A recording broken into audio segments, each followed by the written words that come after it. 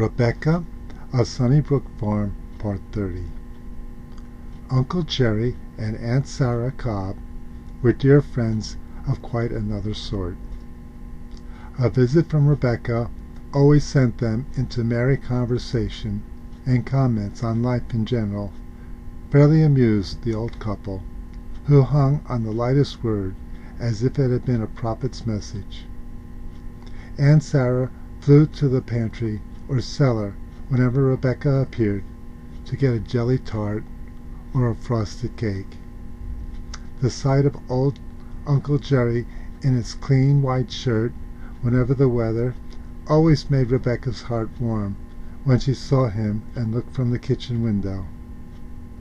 Before the snow came, many was the time he had come out to sit at the gate to see if by chance she was walking up the hill that led to their house. In the autumn, Rebecca was often the old man's companion while he was digging potatoes or shelling beans, and now in winter, when a younger man was driving the stage, she sometimes stayed with him while he did his evening milking.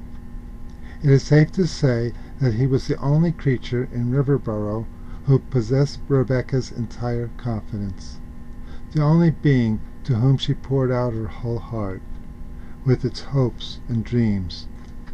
At the brick house she practiced scales and exercises, but at the Cobb's cabinet organ she sang like a bird, improvising simple accompaniments that seemed to her listeners nothing short of marvelous. Here she was happy, here she was loved, and here she was admired. But she thought, if there was somebody who not only loved but understood, who comprehended her desires and responded to her mysterious longings, perhaps in the big world of Wareham there would be people who had thought and dreamed and wondered as she did. In reality, Jane did not understand her niece very much better than Miranda.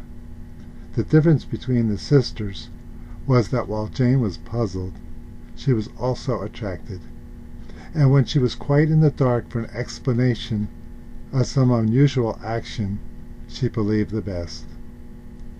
A greater change had not come over Jane than any other person in the brick house, but it had been so secretly concealed that it scarcely appeared to others.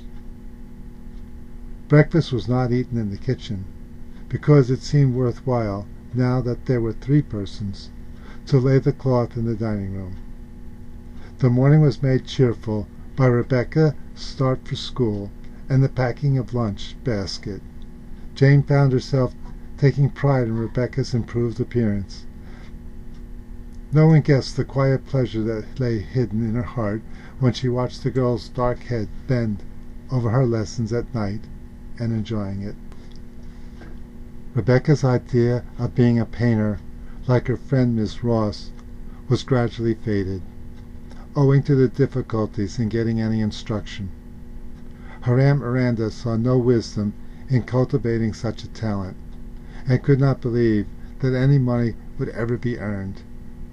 Hand-painted pictures were held in little value in Riverboro. There was a slight hope that Rebecca might be allowed to have a few music lessons from Miss Morton, who played the church organ. Music was viewed by Miss Miranda as trivial, but she allowed Rebecca an hour a day for practice on the piano.